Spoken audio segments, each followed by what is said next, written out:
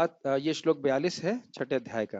अथवा योगी नामेव अथवा योगिनामेव कुले भवति धीमता कुले भवति धीमताम् एतद्धि दुर्लभतरम् एतद्धि दुर्लभतरम् लोके जन्म यदीदृशम्।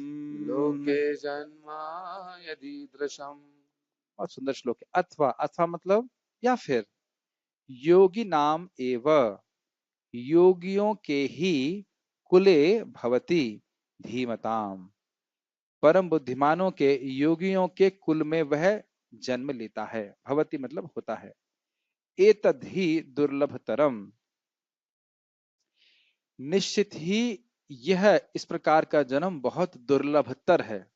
दुर्लभ और दुर्लभतर, दुर्लभ मतलब जो बहुत कठिनाई से प्राप्त हो, और दुर्लभतर मतलब उससे भी और कठिन।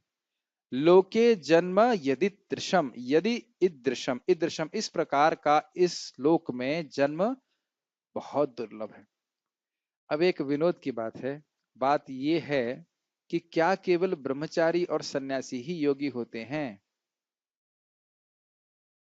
नहीं, क्योंकि उनके यहाँ तो जन्म हो नहीं सकता है किसी व्यक्ति का, है कि नहीं?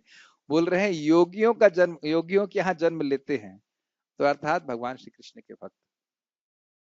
आचार्य परंपरा में कहीं पे भी, या किसी भी भक्त के घर में जन्म लेना, तो कभी कभी ऐसा नहीं सोचना चाहिए कि जो गृहस्थ है वो बस भोगी ही है, ऐसा नहीं है। जो भगवान श्री कृष्ण की भक्ति में लगे हैं पूर्ण रूप से, तो वह क्या है? योगी हैं। और ऐसे योगियों का जन्म मिलना बहुत दुर्लभ है।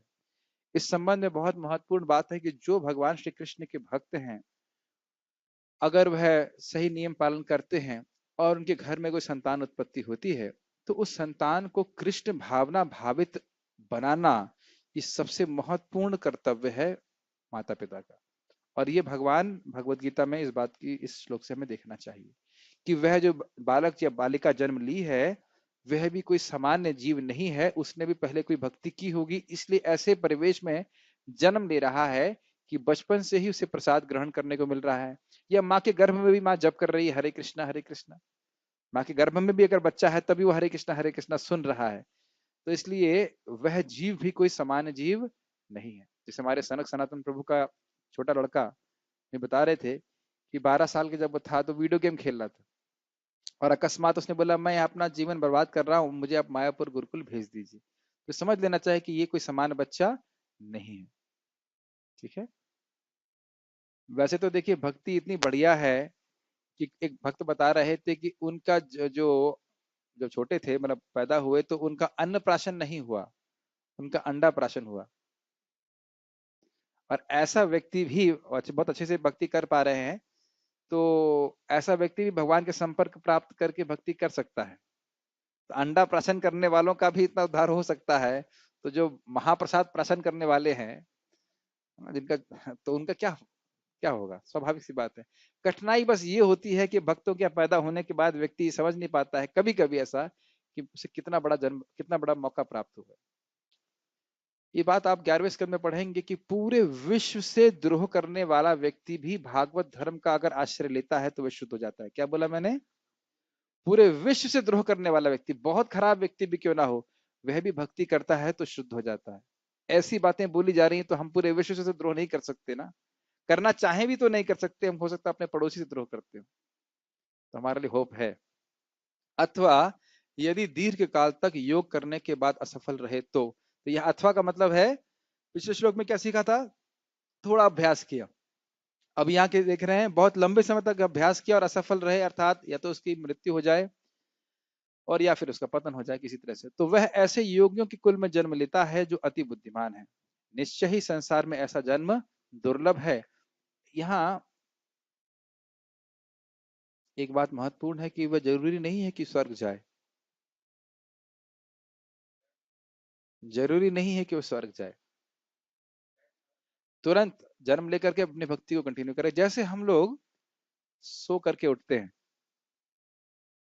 कल सुबह सो करके उठेंगे कि ना? उठेंगे तो बस भक्ति चालू, मंगल आरती चालू। तो यह भी संभावना है गीताभूषण टीका। यह श्लोक वर्णन करता है उस योगी का जो बहुत लंबे समय के अभ्यास के बाद गिरता है। वह योग के शिक्षकों के घर में जन्म लेता है, अर्थात उस परिवार में जन्म लेता है जो योग का अभ्यास करते हैं। भगवान, ये समझ में आ रहा है ना? ठीक है। यानी कि देखिए, किसी ब्राह्मण क्या जन्म लिया या फिर किसी पैसे वाले क्या जन्म लिया, इसका मतलब यह नहीं है कि उसके भक्ति का परिवेश मिलेगा। वह पुण्यात्मा हो सकते हैं, लेकिन यह नहीं कह सकते कि वो पूरी तरह से शुद्ध भक्त ही होंगे। ये बात समझ में आ रही है? ऐसे देखने से लग रहा है मैं कुछ संदिग्ध बोल रहा हूं। हाँ ना, कुछ तो बोलिए भाई। किसी ब्राह्मण के यहाँ अगर जन्म लिया, ऐसा नहीं है कि वो इस्कॉन का हरे कृष्ण का डिवोटी होगा। हमारे बहुत सारे स्टूडेंट्स हैं जो ब्राह्मण परिवार में हैं, लेकिन यह नहीं पता था कि कृष्ण भगवान है। तो स्वाभाविक रूप से कल्चर रहता है, वो पापों में प्रवृत्त नहीं रहते, मांस वास नहीं खा रहे होते हैं, लेकिन यह आवश्यक नहीं है कि वह भगवान के भक्त ही हों। आज हमें भक्त के घर में प्रसाद पा रहे थे, वही बता रहे थे कि हमने प्याज लहसुन कभी नहीं खाया। स्वाभाविक से प्याज लहसुन नहीं खाया तो मुर्गा चबाने की तो बात ही नहीं है। तो स्वाभाविक रूप से पुण्यात्मा है, लेकिन यह भी नहीं पता था कि कृष्ण भगवान है ना प्रभु जी? हाँ, तो ये तो बोल रहा हूँ कि मैं बोल रहा हूँ पिछले श्लोक में, जो पिछले श्लोक में बोला गया है, जो योग का अभ्यास करके स्वर्ग गया, उसका वापस गिरा, तो वह जरूरी नहीं है कि ब्राह्मण के यहाँ पैदा हो या वो एक धनवान के यहाँ पैदा हो तो वह धनवान या ब्राह्मण भगवान का शुद्ध भक्त हो। कुछ कुछ भक्ति कर सकता है, लेकिन जरूरी नहीं कि वो शुद्ध भक्त हो। ये समझ में आ रहा है? लेकिन यहाँ बोल रहे हैं कि सीधे जो लंबे समय तक योग अभ्यास किया है उसको अधिक कृपा प्राप्त होगी। वह टाइम, बेसिकली टाइम वेस्ट नहीं करेगा। स्वर्ग इत्यादि जाना केवल टाइम वेस्ट है कि नहीं? आप स्वर्ग चले गए मान लीजिए, तो 10,000 साल बीत जाएंगे और महाप्रभु की कृपा समाप्त हो जाएगी। उससे तो अच्छा है कि पूर्ण नहीं हुए तो अगले जन्म फिर से लीजिए, फिर हरे कृष्णा चालू कीजिए। इस पे विनोद की बात ये थी, विनोद भी है और इंटेंस बात भी है। एक बार हमारे कदम कानन महाराज को गुरुकुल में जब प्रेसिडेंट थे, तो उनको एक गोली मार दी थी किसी ने। तो जो उनको गोली मार दी गई, तो उनको गोली लगी हुई थी और महाराज मजाक में कहते हैं, मैं गुरुकुल में देख रहा था और मैं सोचा था अब मैं अगला जन्म लूंगा तो गुरुकुल का बच्चा बनूंगा। कहते हैं मैं मरने वाला हूँ, वृंदावन की बात है, मैं मरने वाला हूँ और मैं देख रहा था कि गुरुकुल ठीक से चल रहा है कि नहीं। मतलब भाव आ रहा था गुरुकुल में अब जन्म लूंगा तो गुरुकुल में पढ़ाई पढ़ाई करूंगा। इस प्रकार से, तो इस प्रकार से हो सकता है किसी का अकस्मात शरीर छूट जाए, वो पतन नहीं हो, शरीर छूट जाए, लंबे समय तक भक्ति कर रहा था, तो वह भक्तों के घर में जन्म लेगा। इस आपने भी बोला कि 10,000 साल तक चैतन्य महाप्रभु की कृपा रहेगी, तब तक कर लो। मतलब ऐसा कहने का अर्थ है कि अगर कोई व्यक्ति योग में गिर गया, इस्कॉन से छोड़ दिया, अब वह स्वर्ग चला गया, तो 10,000 साल तक तो आराम से रह सकता है। योग जन्म में स्वर्ग में तो नॉर्मल टेन्योर रहता है। उसके बाद अगर वापस यहाँ पे आया तो महाप्रभु की कृपा समाप्त हो जाएगी। महाप्रभु की कृपा केवल 10,000 साल तक है, सुने हैं ना आप लोग? ये जो हरे कृष्ण मंत्र का जो भी है, ये सब केवल 10,000 साल तक रहेगा। ठीक है, उसके बाद भी रहेगा, लेकिन बहुत कम। अभी भी देख लीजिए ना कितनी कठिनाई हो रही है। ठीक है, हम पढ़ते हैं आगे।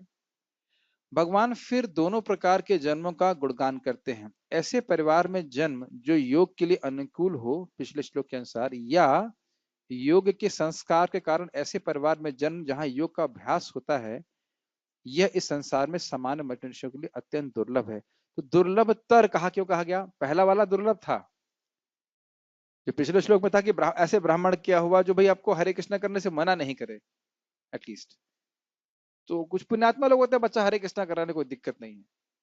तो एक बात हो गया। और दूसरा क्या है? ऐसी जगह जहां पे योगाभ्यास चल ही रहा है, मंगल आरती हो ही रही है, जप हो ही रहा है, यह दुर्लभ तर है। पहला वाला क्या था? दुर्लभ। अब ये दुर्लभ तर, इसे तारतम्यता समझते हैं, degree of superlativeness is increased. Yes, तो ये समझ में आ रहा है। तात्पर्य पढ़िए, कौन पढ़ेंगे? सुंदर माधव, यस। पास ग्लास या ग्लास में दे सकते हो पानी। यस, पढ़िए पढ़िए पढ़िए। यहाँ पे योगियों के बुद्धिमान कुल में जन्म लेने की प्रशंसा की गई है, क्योंकि ऐसे कुल में उत्पन्न बालक को प्रारंभ से ही आध्यात्मिक प्रोत्साहन प्राप्त होता है। विशिष्टतया आचार्यों या गोस्वामियों के कुल में ऐसी परिस्थिति है। ऐसे कुल अत्यंत विद्वान होते हैं और परंपरा तथा प्रशिक्षण के कारण श्रद्धावान होते हैं। ये बहुत सुंदर बात है। दो बातें आपने ध्यान दिया, परंपरा और प्रशिक्षण। परंपरा मतलब जैसे पूर्ववर्ती आचार्यों के द्वारा ज्ञान प्राप्त हुआ है उसको प्रिजर्व किया जाता है। और प्रशिक्षण ट्रेनिंग, ये भी इंटरेस्टिंग है। ट्रेनिंग मतलब देखिए ये बहुत अच्छी बात है, बहुत सारी बातें हम केवल सुनकर नहीं सीखते हैं, देख के सीख लेते हैं, है कि नहीं? तो जो पूर्ववर्ती भक्त हैं या जो हमारा समाज के अग्रगण्य लोग हैं वह वैसा कर रहे होते हैं, तो उसको देख करके भी हम लोग सीखते हैं। बताना तो आवश्यक होता ही है, लेकिन देख करके भी भक्त लोग सीखते हैं कि नहीं सीखते? तो यही बात मैं बोल रहे हैं कि बचपन से वो देखता है कि जैसे प्रभुपाद जी बताते हैं कि मैं अपने पिता को देखता था, वो घंटी बजा रहे हैं, आरती कर रहे हैं। जगन्नाथ जी की रथ यात्रा को देखते तो अपनी भी रथ यात्रा इस प्रकार से चला रहे थे। तो ये स्वाभाविक रूप से भक्त बचपन से ही वह उस पर संस्कार बना रहता है। पढ़िएगा। इस प्रकार वे गुरु बनते हैं। भारत में ऐसे अनेक आचार्य कुल हैं, किंतु अब वे अपर्याप्त विद्या तथा प्रशिक्षण के कारण पतनशील हो चुके हैं। भगवत कृपा से अभी भी कुछ मुझे ऐसे सनक सनातन प्रभु बता रहे थे, साउथ इंडिया में जो सबसे खराब लड़का होता है उसको ब्राह्मण बनाते हैं। साउथ इंडिया में जो ब्राह्मण परिवार हैं उसमें जो सबसे पढ़ाई में सबसे खराब होता है उसको ब्राह्मण बनाते हैं, और जो अच्छे लड़के हैं उनको सॉफ्टवेयर इंजीनियर बनाते हैं। तो ये स्थिति उल्टा होना चाहिए था ना।